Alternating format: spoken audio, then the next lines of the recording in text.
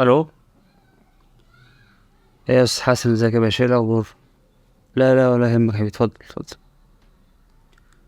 عايز حاجه غير زيت الروزماري؟ ليه؟ طعمه وحش؟ استاذ حسن، انت شربت زيت الروزماري؟ لا لا، مفيش حاجه حبيبي، الف انا وشفا. مفيش اي حاجه. لا لا، نتيجه ايه بقى؟ خلاص انت محتاج غسيل معده يا استاذ حسن. انت كويس يا استاذ حسن؟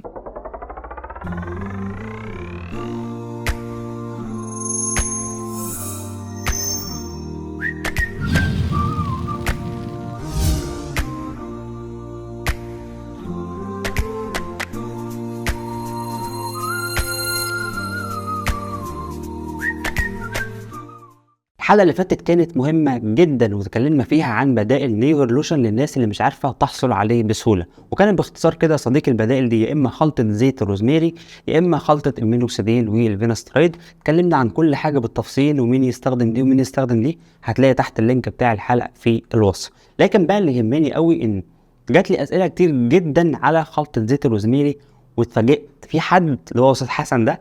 انا اسف بقى ان انا قلت اسمك، بس يعني انت اللي قايل لي قول، يعني ان هو اتلخبط وشرب زيت الروزماري. المفروض الروزماري فيه زيت وفيه منقوع. ايه الفرق ما بينهم ومين فيهم اللي كان مثبت في الدراسات انه بيعادل مينوكسيديل 2%، وازاي تحضرهم وايه طريقة الاستخدام الصح ولمن تصلح هذه الخلطة؟ كل ده هيتقال دلوقتي، فيلا بينا نكمل كلامنا. اولا كده ثبت علميا يا صديقي ان تاثير زيت الروزماري على ايقاف تساقط الشعر واعاده انباته يساوي بالظبط تاثير المينوكسيديل 2%، بل بالعكس تفوق عليه كمان في حته ان ما بيعملش التهاب شديد في فروه الراس ولا بيعمل الحكه المشهوره في المينوكسيديل. فلما اتقارن ما بين المينوكسيديل 2% وكان الروزماري، فكان الافضل ان انت تستخدم الروزماري. ما تقارنش بالمينوكسيديل 5%، لان طبعا اكيد المينوكسيديل 5% اكيد اقوى من الاثنين مع بعض، وبرضه اكيد الاثار الجانبيه بتاعته اشد من الاتنين مع بعض. فدلوقتي بقى عرفنا دلوقتي ان الروزماري مفيد ومهم وبيعادل المينوكسيديل. ايه الماده الفعاله اللي بتخلي اصلا الروزماري ينفع يستخدم في علاج الشعر؟ الا وهي ماده الكارنوزيك اسيد. والماده دي هي ماده فعاله جدا في اعاده تنشيط الدوره الدمويه، لدرجه يا صديقي انها تستخدم في بعض الاحيان لايصال الاكسجين لخلايا المخ في بعض الحالات المرضيه اللي ليها علاقه بخلايا المخ. فدلوقتي عندك ماده فعاله قويه جدا بتعمل اعاده تنشيط للدوره الدمويه.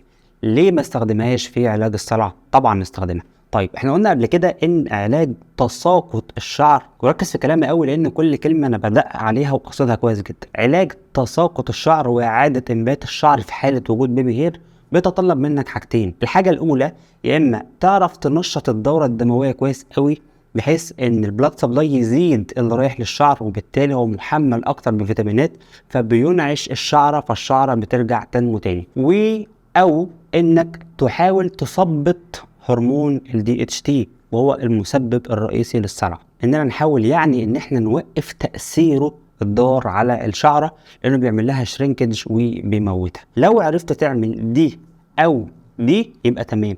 لو عرفت تعمل الاتنين مع بعض دي انجح خطه لمقاومه الصلع الوراثي قبل حدوثه، يعني لو ما حصلش. ليه؟ كلنا عارفين حصل صلع لازم زراعة شعر. ما تتفرجش على الفيديو ده، عندك صلع سواء درجة أولى درجة تانية درجة تالتة لحد الدرجة السابعة، فتأكد يا صديقي تماما إن علشان تنبت الحتة اللي هي اللي خلاص صلعت اوريدي. اللي صلعت مش بقول لك حافظ على اللي موجود، أنا بتكلم الحتة اللي هي صلعت اوريدي خلاص بقت الفروة بتاعتك بتلمع، لازم زراعة شعر. ما تخليناش نضيع فلوسنا أو نضيع مجهود ووقت على حاجة في الآخر احنا عارفين إنها مش هتجيب نتيجة. لازم زراعة شعر. نكمل بقى كلامنا. الدراسة بقى هنا كانت على زيت الروزماري، دي الدراسة دلوقتي زي ما انتم شايفين، وهسيب لك تحت كمان اللينك بتاع الدراسة، تقدر طبعا تدخل تقرا وتشوف تأثير الروزماري كان عامل ازاي. الخلاف بقى يا صديقي ان في ناس مؤيدين لفكرة زيت الروزماري وفي ناس مؤيدين لفكرة منقوع الروزماري. اللي جه في الدراسة زي ما انت شايف تحت في المصدر اللي انا حاطه بتاع الدراسة انه كان اويل، يعني كان زيت الروزماري، لكن اكيد الروزماري نفسه محتفظ بالزيوت العطرية الطيارة اللي موجودة جوه. فاكيد برضو لما هعمل منقوع، المنقوع ده يعني اكيد طبعا بشكل او باخر هقدر استفيد من الزيوت الطياره اللي جواه. فدلوقتي احنا اتفقنا ان الدراسه كانت على الاويل، لكن الناس اللي جربت منقوع الروزماري شكروا فيه جدا، قالوا مفيش مشكله، يعني اعتقد تاثيره زي تاثير الزيت. الكلام ده حتى الان مش مثبت، لكن في ناس كتير قالوا له، كمان في دكاتره قالوا لي برضو نفس الموضوع، انهم بيفضلوا ان احنا نعمل شاي الروزميري زي الشاي بالظبط. تشرب شاي روزميري اللي هو ما كانش يعني معلقه شاي كده تملاها بس روزميري وتحطها في ميه، بس ما تغليهاش على النار. كل الناس اللي غلت على النار هي خسرت الزيوت العطريه الطياره اللي طارت اوريدي مع البخار اثناء الغليان. يعني انت تروح جايب كوبايه، تحط في الكوبايه دي قد معلقه كده روزميري، بعدين تروح جايب ميه مغليه وتحط على روزميري وتغطي الكوبايه لمده ربع ساعه. التغطيه اللي انت عملتها دي انت كده عملت كلوز سيستم، حافظت على زيوت الطياره ورجعت تاني واستقرت في السائل بتاعك، وطبعا بعد كده تقدر تشربه. تعالى بقى دلوقتي نتكلم على الاول كده بالراحه بالنسبه للزيوت. اجيب الزيوت منين وطريقه التحضير واستخدمها ازاي. اول حاجه يا صديقي قلنا الزيوت العطريه النظيفه النقيه لازم نجيبها من شركات، بلاش موضوع ان انا اروح للعطار واجيب من عنده زيوت، لان اكيد الزيوت اللي عنده كلها زيوت مضروبه،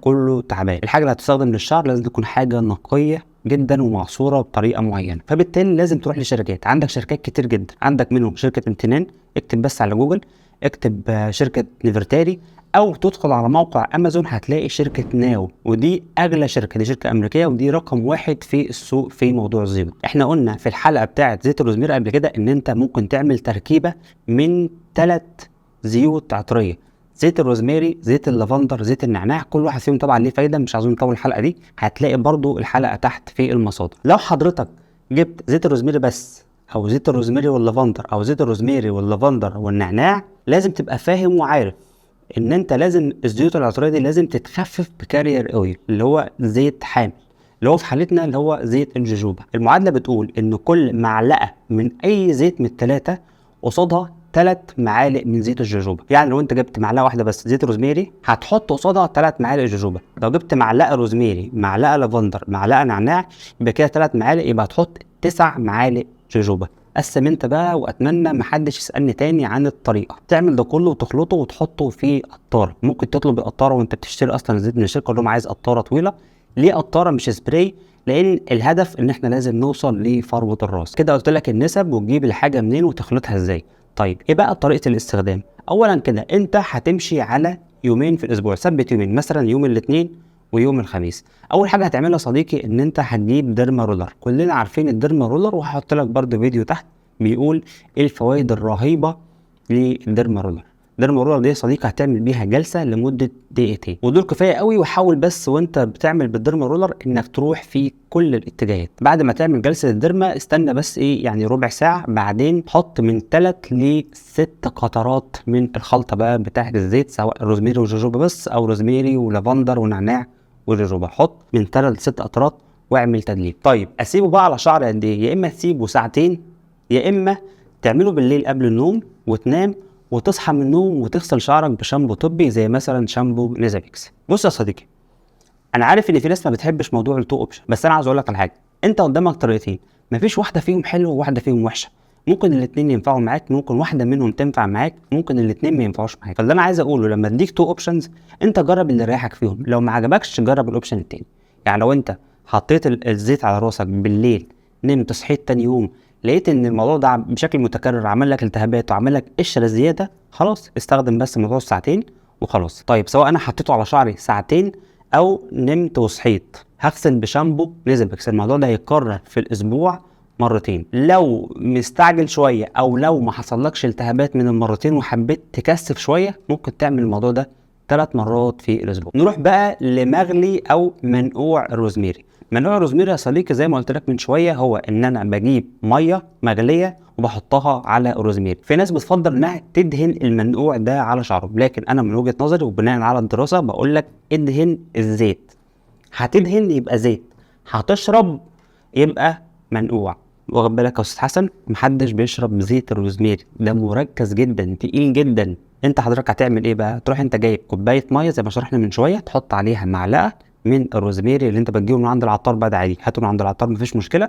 كوبايه ميه مغليه تحطها عليها، تغطي المنقوع ده لمده ربع ساعه، بعد كده تشرب عادي جدا. امشي على الموضوع ده قد ايه؟ انا عن نفسي بشربه 3 مرات في اليوم قبل كل وجبه بربع ساعه.